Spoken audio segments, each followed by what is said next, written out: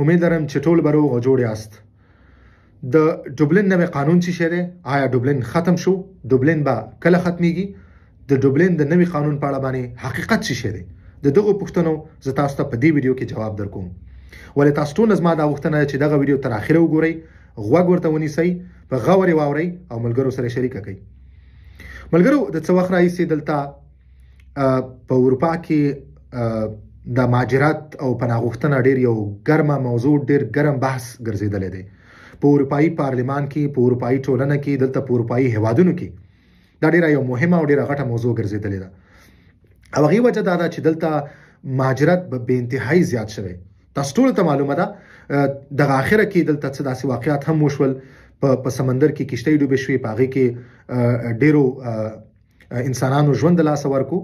نو دا ټول هغه خبرې دي چې د اروپایي ټولنه، اروپایي اتحادیه دې ته مجبوره کړې ده چې په دغه موضوع باندې دوی بحث وکړي او دې لپاره یو منظم میکانیزم جوړ کړي، او چې کوم میکانیزم دې لپاره جوړ دی په هغې باندې سر نه کینی، په سر نه پې غور وکړي او دې لپاره نوی یو مضبوط دوی میکانیزم جوړ کړي. مختلف هیوادونه په مختلفو ځایونو کې د دوی نمایندگان کینی او په دې اړه باندې دوی بحثونه کوي. اوس تېره ورځ چې کوم رایه اچولې شوې ده په اروپایي پارلمان کې، دا د څه په اړه باندې ده؟ آیا ډوبلن په دې کې دوی فیصله وکړه چې ختم شو او که نه؟ حقیقت څه شی دی؟ ملګرو دغه چې کوم رایه اچولې شوې ده دا په دې باندې اچولې شوې ده چې دوی یو نوی میکانیزم یا نوی پالیسي جوړه کړې چې هغې ته نوم ورکړی دی اسایلم اینڈ مایګریشن مینجمنٹ، یعنی پناه غوښتنه او د مهاجرت د پاره د مدیریت د پاره دوی نوی پالیسی، نوی میکانیزم باندې بحث کولو د پاره، د ناستي د پاره دوی د پاره دوی رایه چولې ده او دوی غواړي چې ایمیګریشن د پاره، د مهاجرت د اسایلم د پاره، د ډوبلن نوی ریګولیشنز د پاره دوی په دې باندې ناسته کړې ده او دغه ناسته کې دوی په دې باندې رایه چولې، په دې باندې اتفاق شوی دی چې باید د لپاره موږ یو نوی میکانیزم جوړ کړو. یعنی په دغه رایه چونو کې 414 دغه موضوع بحث د پاره قبلولو او په دې باندې چې دغه موضوع باید په دې باندې کار وشي، نوی پالیسی جوړ شي. ځکه چې کله به یو هیواد یو څه ویل، بل هیواد به بل څه ویل، یو هیواد بل پیشنهاد لرودو، بل هیواد بل پیشنهاد د مهاجر په اړه لرودو.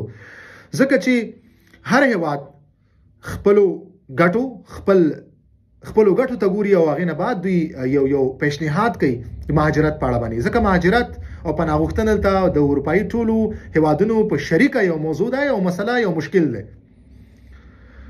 نو دوی په بعضو موضوعګانو کې سره مخکې اتفاق کاوه نه کاوه، یا لکه څرنګه چې مخکې ما وویلي د هر هیواد خپلې ګټې لري، هغوی خپل پیشنهادونه، خپل مشکلات لري.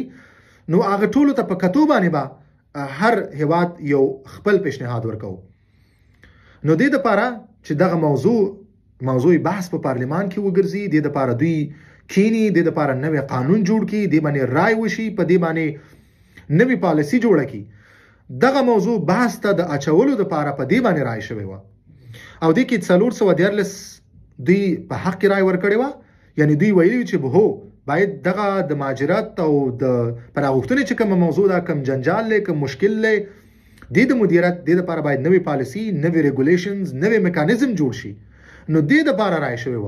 په دې کې 414 په دغه موضوع بحث لپاره، په دې باندې بحث کولو لپاره، په دې باندې چې اروپایي پارلمان، اروپایي ټولنه په دې باندې کینی، په دې باندې خبرې وکړي، د لپاره موضوع جوړه کړي. نو د لپاره 414 رای په حق کې اچولې شوی وي، 142 کې خلاف اچولې شوی وي او 20 هغه رای چې هغه نه وي استعمال شوی. دا چې کوم غړي په دغه پارلمان کې ناست وو. نو دوی اسایلم اینڈ ایمیګریشن مینجمنٹ، یعنی پناه غوښتنه او مهاجرت د ښه مدیریت دپاره، دې دپاره دوی رایه اچولې وه چې په دې باندې باید بحث وشي په پارلمان کې.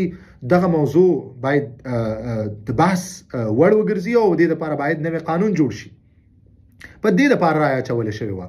اوس په دې پناه غوښتنه او په مهاجرت په مینجمنټ کې په دې کې ډوبلن هم راځي، دوی د بارډر او د سرحدونو کنټرول هم راځي، فنگر پرنټس ګوتې هم راځي، سکیورټي چیک اپس په بارډر باندې هم راځي. په دې کې نورې بلا خبرې شاملې دي، په دې کې نورې ډېرې خبرې شاملې دي، تنها ډوبلن نه دی. نو دې باندې صرف دا فیصله نه شوې، دا رایه نه ده اچولې شوې چې آیا دا ډوبلن قانون دی باید دا د نور ختم شي یا دا د پلان کې شي یا پاکستان کې شي. نه، دوی دغه نوې پالیسي جوړولو باندې چې دغه نوې پالیسي باید د موضوع بحث وګرځي، یعنی دا ډیره مهمه موضوع ده.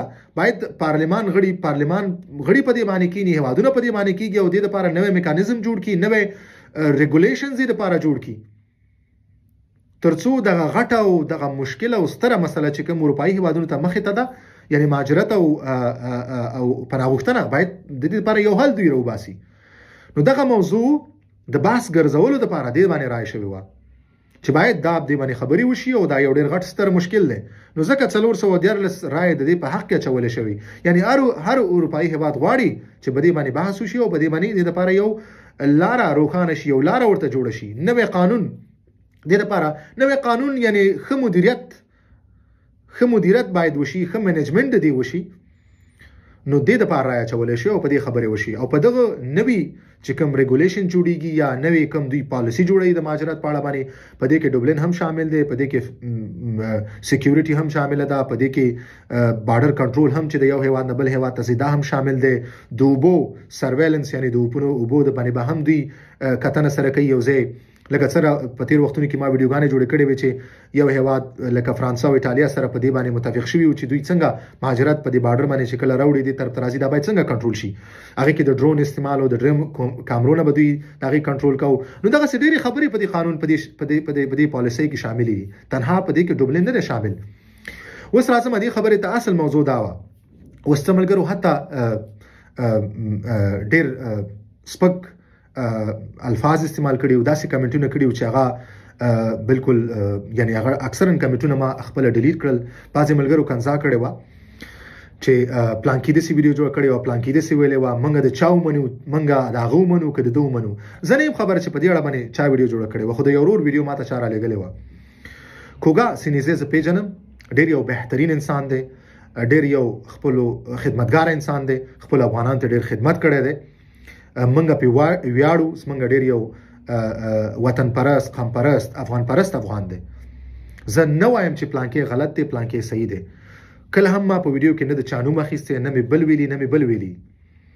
دا معلومات که هر چا ورکړي، که کوګا ورکړي، که بل ورکړي، انسان دی، غلطي کېدلی شي، انسان دی.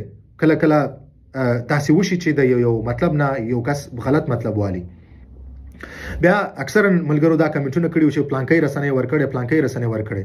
زه تاسو ته په دغه ویډیو کې وایم، زما هغو ملګرو ته چې کوم نور ملګرو ته نه، زه په اول ځل داسې خبره کوم، زه دې لپاره بخښنه غواړم. زما هغه ملګرو ته چیلنج دی، څوک چې وایي چې دا په پلانکۍ رسنۍ کې راغلی وه، تاسو نه زما دا هیله ده په دې ویډیو باندې په کمنټ سیکشن کې تاسو د هغو ټولو رسنیو لینکونه ما سره شریک کړئ چې کوم ځای کې دا لیکلي شوي چې ډوبلن ختم شو.